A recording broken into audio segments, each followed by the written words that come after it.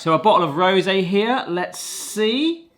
Oh my gosh, that nearly went in my eye. Hello, hope you're good. I bought an old box of kitchen stuff on eBay.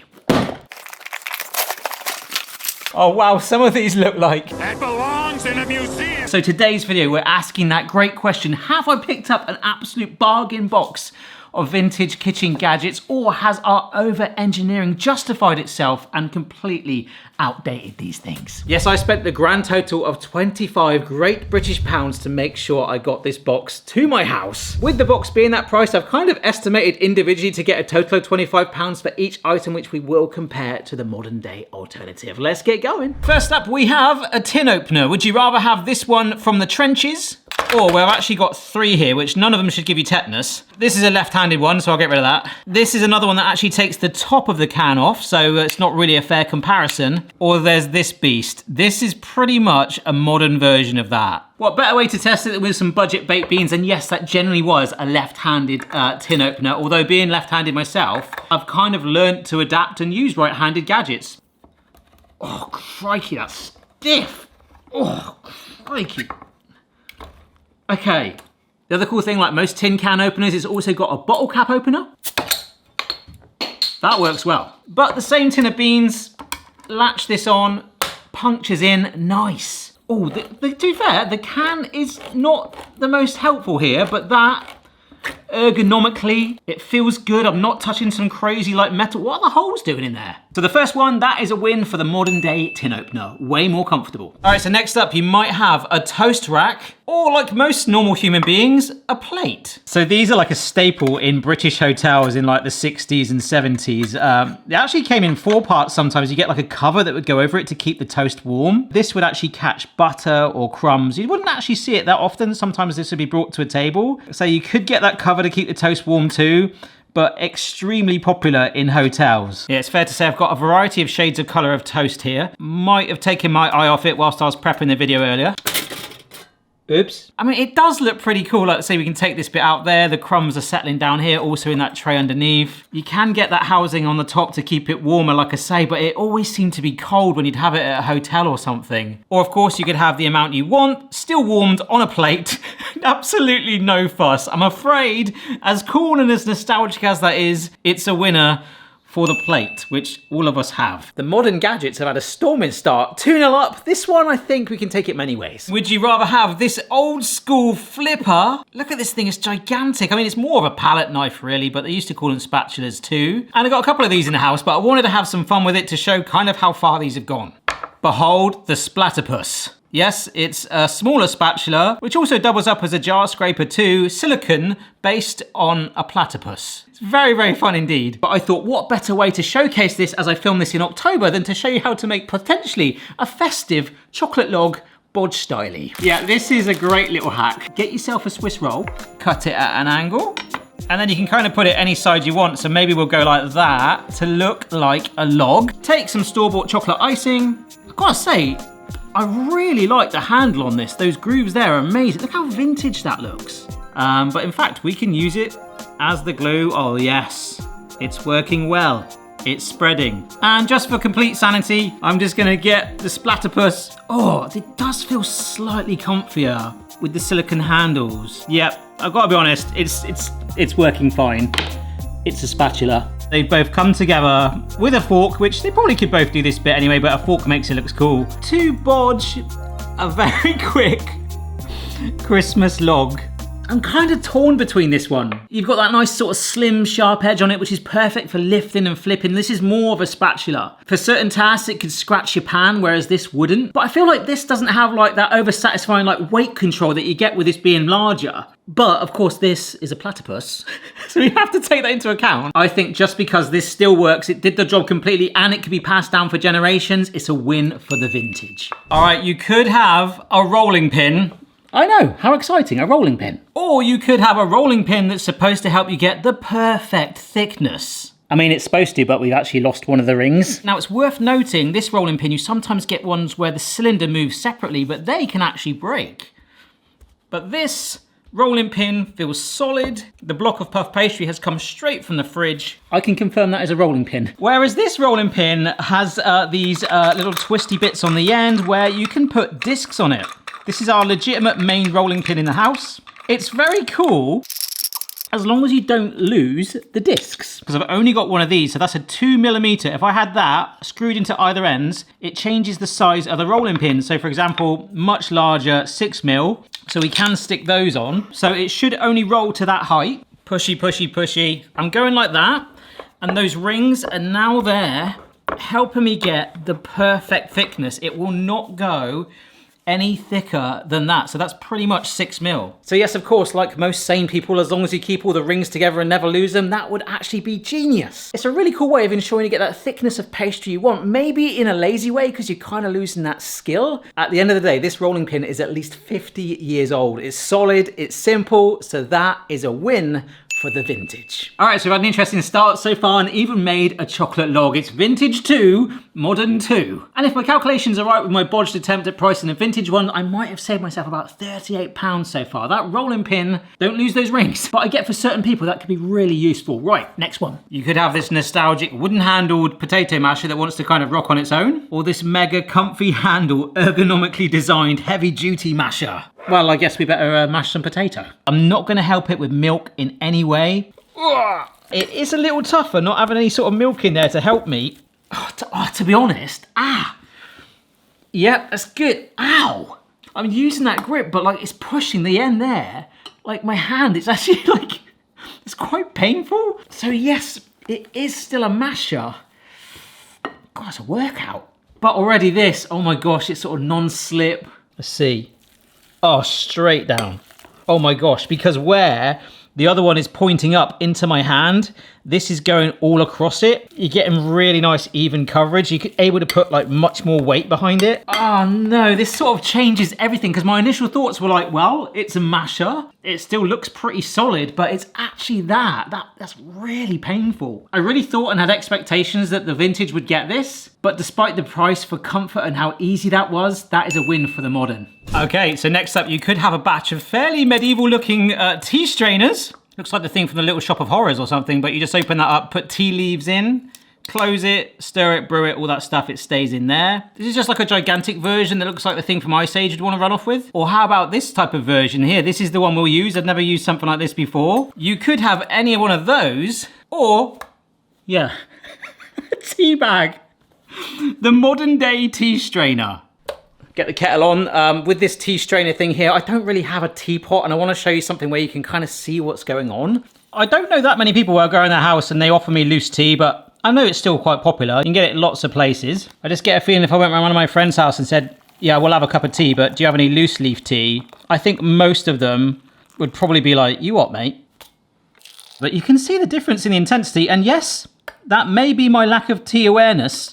Well, there we go. That's definitely got a much better colour. So if I've got this right, you rest this on top of your vessel of choice to drink out of. You pour this in. The leaves hopefully collecting as I just stop a little bit. Look at that. Amazing. There's actually like a couple, just a few, a rogue tea leaf on my spoon. But I tell you what, there are an awful lot left in there. Look at that. It's got most of them. Oh no! There's loads at the bottom. There's loads settled. I'm not going to show you because I'll basically spill hot water lava tea all over me. I'm going to fish out the tea bag. I do like bubble tea though. So I'm afraid unless you're obsessed with loose leaf tea, it's got to be the modern tea bags. All right, would you prefer one of these? I think it's called a cheese plane. Oh look, you can see my face, hello. Or perhaps the closest thing to it that I've got is this peeler. Well, let's just get straight into this one. This is a block of mature cheddar cheese, which I think might be slightly crumblier, very pale in colour. And that is doing a fantastic job. It feels comfortable, it's sharp, but then what if I just use a standard peeler? Oh wow, okay, there you go. That's pretty much answered that for me, hasn't it? What I like with this, if I change the angle of it, I can actually make the slices slightly thicker. Whereas with this, you're governed by the plane, the angle that's prefixed on there, like a standard box grater. Of course, with this is more of a peeler. It's, you know, you could peel potatoes. The mash we had, I peeled potatoes with this. Peel carrots. So just for giggles, I'm going to try and peel a carrot with this to see if I can help make a decision. Can we plane a carrot? Oh, wow, that's fun. If there was a way you could adjust that, that does have potential. But I'm sorry, just purely based on how versatile the peeler is, that is a win for the modern Gadget. Right, now you could have a Mouli. This is proper vintage. Look at that, the brand on there. This is a Rotary grater. And I'm actually gutted because also what came with it was a Mouli parchment, which works in a similar way, except there's a piece missing because this is to grind up herbs. You'd press it down through it. Despite washing this many times, there's still a random piece of food in there that I can't get out, so I'm quite happy about that. But for those of you that have watched the channel for a while, you'll know that I actually do have a modern version of this. This was actually from wish.com. It was very cheap. So this is not reinventing the wheel. This is just a modern one. I've got a metal handle rather than this like plastic thing that's actually got a burn mark on it. But I'm sure like this one, the drums in it were interchangeable. And look, this is so blunt. Someone has grated a lot of cheese on that. But of course, look, we've got a cheese plane one as well. We've got larger gratings too. And what I like about this one is, look, it clips in nicely. This one doesn't have that. So let's get our block of cheese from the fridge that we've already sort of peeled and see if the vintage one is still great. In goes a block of cheese. It does feel like this is like the inside of like a very well used washing machine. Oh my gosh.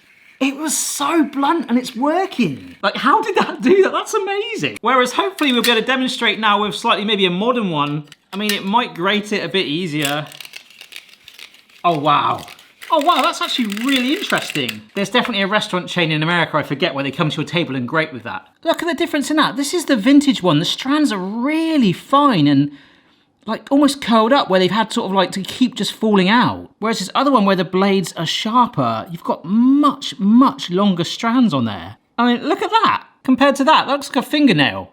That's like crazy, but that just shows, I guess, the bluntness of that. It just forced it to keep chopping up new bits. Whereas this, because it was sharp, kept the strand length. And there's sort of no cheese stuck in this one. Whereas our vintage one is kind of bunged up and wedged in there. Wow. I really want to know the story of this handle though. You know what, the modern one, I love it. We've got those interchangeable things. It grated the cheese a little bit longer, but this is so old. It was stubborn, it worked. Ultimately, it still grated the cheese. Don't get me wrong, there comes a point when you probably want to renew it, which would be definitely the case here, but it hasn't been reinvented. It looks like it's possibly been through a couple of wars, but a nod of the hat to the nostalgia there. I'm gonna give that a win to the vintage. So after that batch, hopefully I've got the scores right. I think it's vintage 3 and modern 5. Right, would you rather have a corkscrew? That does look quite barbaric indeed. I feel like I've stolen it off a pirate, but it is still sharp. Or a modern day corkscrew, which at the very least, you can make it look like a dancing person. So a bottle of rosé here, let's see. Oh my gosh, that nearly went in my eye. Great. I have never ever used one like this before. This is proper retro. Oh my gosh. Oh, it's coming. Woo! Don't even like rosé. That's rosé. Mrs. B bloomin' loves the stuff, so when she saw this from the shopping last night, she was like, yep. I mean, I don't want it. Happy wife, happy life as well. But we pushed this in. Turny, turny. And the, the arms are raising. Here we go. Pull down the arms. Look at that. That. Oh, that. No contest. Yes, I felt like a pirate. It's still on there. I've got to twist it off. I might keep it on there so it actually keeps it safer, doesn't it? Is that a hack? Did we just invent a hack? Probably not. This was great because the rounded end sat over the lid. You got the thread in there neatly. It kept it straight. This was fine. If I went off to one side, that might have caused more problems. Then you've got the leverage to push it up and a bottle opener on the lid. Come on. I'm sorry, I wanted that pirate ship charm to win the vintage. I mean, it still works. It's just got a much larger chance to fail, so the winner is the modern day corkscrew. Nearly at the end, folks. I think I've saved the best till last, but this one I had to do. Look at this. This is a 1980s Brabantia jar opener, and I have actually had one very similar to this. Even this bit there, it just locks into place nicely, and it can be adapted for different sized jars. You turn it over, you've got the massive lid there. So this is a little bit different because every jar opener I've ever had, including the version of this, I've given away. But you can do a hack. Well, yeah, let's do that first in case it doesn't work, because sometimes it doesn't. On that third hit there, I think the seal popped. And there you go. That is it actually done. But with this one, we find the right size. Biggest one. Oh, no. Okay. Next one. Oh, so good. And the leverage, the flexibility with the different size lids, that's mango chutney and it smells quite pungent. So although I really want to give it to the hat because it's quite fun and it generally normally works and there's a few different ways you can do it, I'm going to give this to the vintage. Brabantia is a solid brand. It's over 40 years old, this particular one. So on build quality and durability, if you look after that, it'll probably last forever. Vintage gets it. My point is, if I had this, there's models of this still being redesigned to this day based on this same concept. This is solid. All right, so you could have an ice cream scoop with optional flappy thing, or a fancy one that claims to harness your body heat. Yes. There's supposed to be a heat conducting fluid in here that warms up as I hold it, which transfers heat into the actual scoop itself to make scooping the ice cream out easier. The other thing with having the heated scoop, it is warmed up. It should also help the ice cream fall out, which of course is what we've got that bit for. Ooh, to be fair, that is actually quite firm ice cream. I can feel it. And that's gone right in there. There you go. Now this one, oh my gosh. Come on.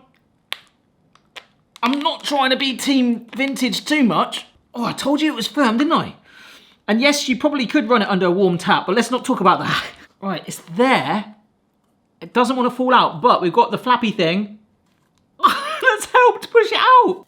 Ah, amazing. You can't deny, I mean, it's a slightly larger area on the scoop. I mean, shrinkflation has perhaps determined the size of this model. There are other ones with actually like batteries in and everything. I've got another one in the house for a future gadget review. But honestly, that did glide through. It is a bit gimmicky. I had to really work through that. It was tough. And for some people, that could be a struggle. Again, I'm really torn by this one. Like I say, you could run this under a warm tap. You could leave the ice cream out a little bit longer, but then by the second, the ice cream is getting meltier. But this video was about, have we over-engineered these gadgets? Of course, it doesn't need the flappy thing on there. This doesn't. I want to say it's evolved around the edge. It's not a sharp blade, but it's a much finer point to cut through that ice cream. Whether the self-heating thing is a gimmick, I mean, it's not warm, but the difference was clear, and some people would struggle with that. Although you could achieve the same thing with a spoon, some patience, some common sense. The modern one, maybe it's this version or not, I think we're going to give it just to that. All right, would you rather a manual hand whisk? Look at this.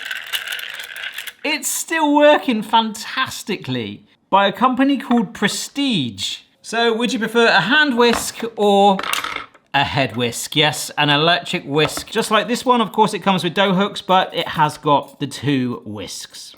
Now, I swear there's a meme or something in a movie clip or something where there's someone that uses one of these and gets it caught in their tie. I couldn't find it. I generally only normally wear a tie to like a funeral or wedding, or sometimes not at all. But if I can't find the meme, we're gonna make the meme. So you're whisking away like that and you get disturbed because like I Love Lucy's on the TV, so you like lean over and like, ah!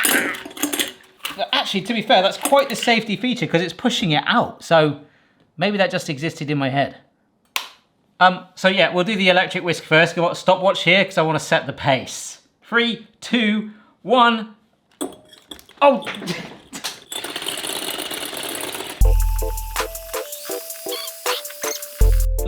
Look at that. 1 minute with an electric whisk. I don't know about you, but I'm gonna need some serious elbow grease to match that. Let's go.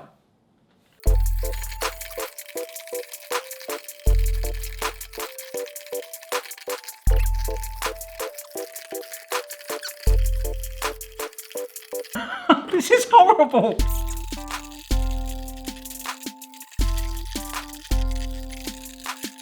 I've got to stop there. I actually don't care now. 7 minutes and 5 seconds. That does look quite promising. Right, 7 minutes.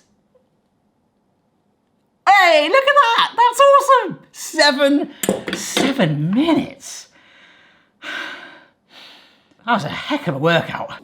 Head whisks, electric whisk beating in 1 minute. They look proper stiff peaks, don't they? They're all sort of like angry and jagged. Looks like some dolphins jumping out of some egg white. Whereas these, I can't believe I managed to do that over my head there. It is whipped, it is, and it is holding peaks, but it's much more foamy, like a shaving foam texture, but it did do it. Look, it's holding the peaks when you do that. It's just a lot more fluffy. Yeah, so although I had some fun with this and potentially repetitive strain injury in my right arm, it's got to be the modern day as a winner. Absolutely no contest. So then folks, the final score was the vintage got 4 points and the modern got 8. Which actually, when I deduct a little bit for the jar opener, despite that winning, the hack is actually free in some ways. It would have given me a saving of around about £40, which to be fair, for an absolute random bargain box of vintage fun and memories, is a pretty good deal. The question we asked at the start of the video, have we over-engineered some gadgets? Is it worth it? Is it worth hunting out a bargain gadget? Yes, I think it absolutely is. In a lot of cases, as long as they're looked after, like that rolling pin will probably outlive about 5 turtles. I've personally found this also really fascinating today as well. Remember, there's a massive kitchen gadget playlist. I will add this video to that, so do grab the popcorn and check out the rest of that. It goes on for blooming days, like days. And in fact, you might even see some of the modern day equivalents of the vintage ones we've tested today on there. Thank you so much for watching if you've made it this far through the video, and I will see you next time. Ciao for now. An absolute bargain from eBay, and I'm still alive. I've not been poisoned. This is good. See you later.